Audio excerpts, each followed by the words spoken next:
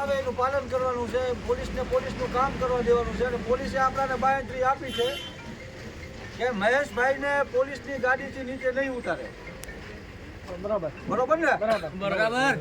મહેશભાઈને પોલીસની ગાડીથી નીચે ના ઉતારે તો આપણે કોઈનો વિરોધ કરવાની આપણે જરૂર નથી. આપણી માંગણી એ જ છે કે ખરેખર જે પોલીસને પણ હેરાન કરવામાં આવે છે, સરકાર દ્વારા હેરાન ન કરવામાં આવે ને આવા વાહિયાત ફરિયાદોમાં રિકન્સ્ટ્રક્શનના નામે કોઈ બદનામી ન કરવામાં આવે.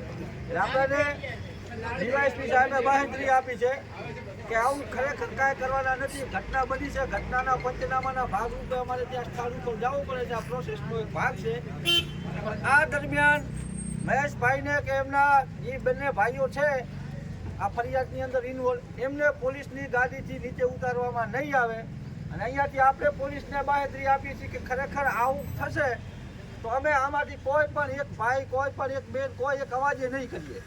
પણ જો ખરેખર બદનામી કરવાની કોશિશ કરવામાં આવશે તો અમે અમારો વિરોધ લોકતાંત્રિક રીતે દર્શાવશું. જ્યાં સુધી કોઈને સૂચના શું કરવાની ના મળે ત્યાં સુધી આપણે શાંતિથી સાઈડમાં આપણે ઊભા રહી જવાનું છે. આપણે જે વાતચીત કરતા હોય એ કરવાની છે, બાકી સૂચના વગર કાંઈ કરવાનું નથી. બરોબર.